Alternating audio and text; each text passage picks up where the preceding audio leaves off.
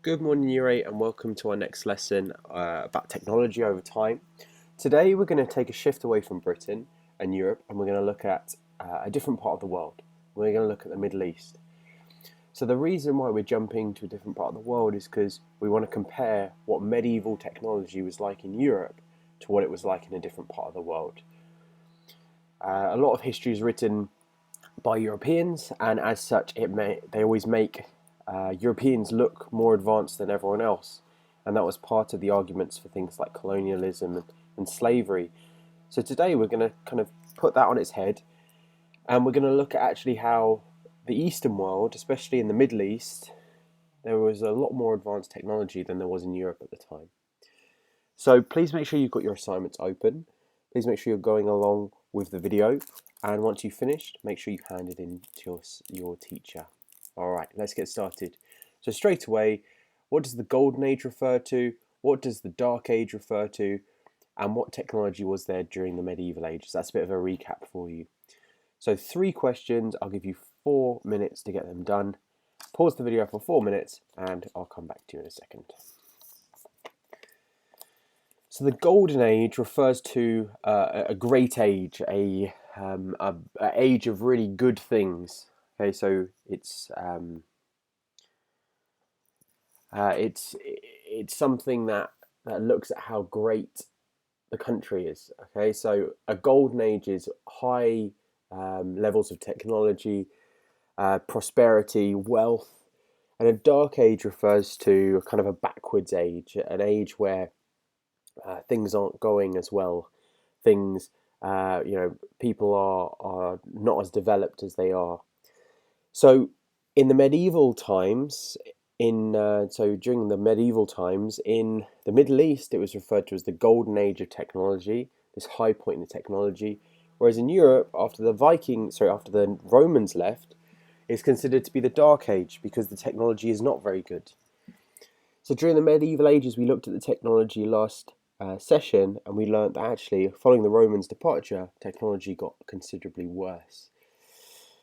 So let's get on with today's lesson then. So the first thing I want you to do is I want you to watch the video in the link. Okay, so it's the link in the video. And I want you to answer the question or make notes about what the Golden Age was, and I want you to tell me what was important about the Islamic Golden Age. So pause the video while you watch that and come back to me in a second. Okay, so you've now watched that video, and we're going to look at this question: why was science so important to the lives of faithful Muslims? And the key idea there is faithful Muslims. Now, faithful Muslims, as part of the kind of 5 pillars of Islam, they have to pray to Mecca, but they also have to pray to Mecca 5 times a day. Now, that brings in 2 very important scientific or technology-based criteria. You need to know what direction Mecca is in. Now, today, if I wanted to know what direction it is, I could use a compass on my phone, or even a compass, an app maybe, to try and figure out the direction. And if I want to know what time it is, I would just look at my watch. Now, at this time, in the medieval times, it was very hard, and Europeans had no way of telling directions. They had no way of really telling the time either. So this was an issue that the Middle East had to figure out: direction and time of day. What's also important is the pursuit of technology to bring you closer to Allah. So in the book of Sunnah, whoever follows a path of knowledge, Allah will make it easy for him to reach paradise. The angels approve the seeker of knowledge, and everyone in the heavens and on earth prays for the seeker of knowledge, even the fish in the sea. So what does this book, or what does it praise someone for having lots of knowledge? Why does it praise someone for having lots of knowledge? So pause the video for 2 minutes and complete that question in your assignments.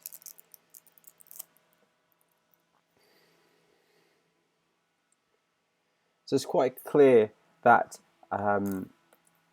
following Islam is also about gaining knowledge to bring you closer to God or to Allah.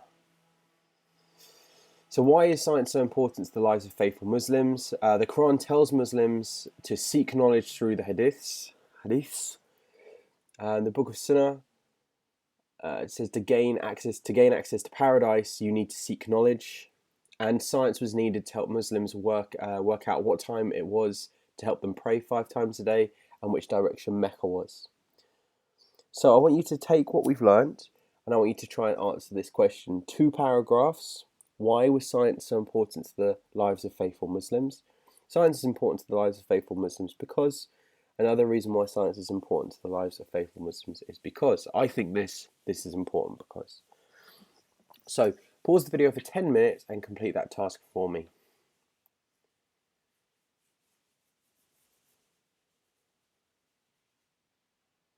Okay, so now we're going to look at Islamic caliphs. Okay, and for them, political power and scientific knowledge went hand in hand. So a caliph is like an emperor, like an important landowner. I want you to think about what that quote means. So for an Islamic leader, political power and scientific knowledge went hand in hand. They needed the scientific knowledge to grant them power. So having more knowledge at this time gave you more power. So your task is to read through the reasons why science was important, and then you need to choose 2 reasons and tell me why they're the most important. So out of the reasons on your assignment, I want you to tell me which ones you chose and then to tell me why they're important as well.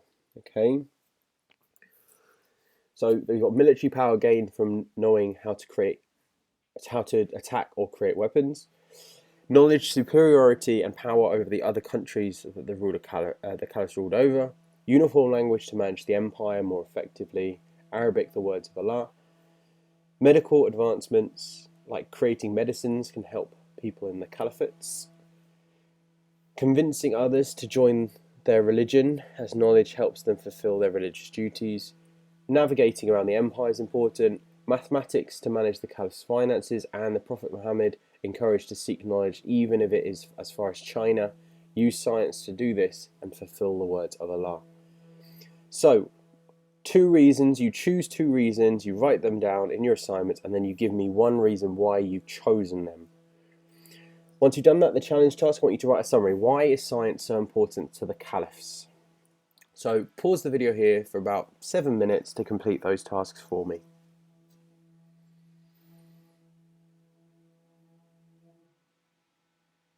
Okay, so now we're going to have a look at some inventions. I'd like you to watch this clip and I'd like you to make a list of inventions and their inventors, and then tell me what's important about these inventions. So pause the video here and watch the video for me.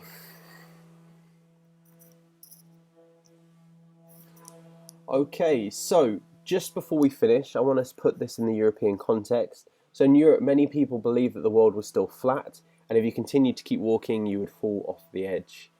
Europeans only began to use the stars hundreds of years after the Islamic kingdoms had done. So navigation and understanding of the world was so far behind, hundreds of years behind the Islamic kingdoms. So final task then, how advanced was Islamic science during the medieval period? A good answer will use specific examples to support your ideas, and the best answers will directly compare Islamic science to European medieval science. So pause the video here for 10 minutes to answer that question for me.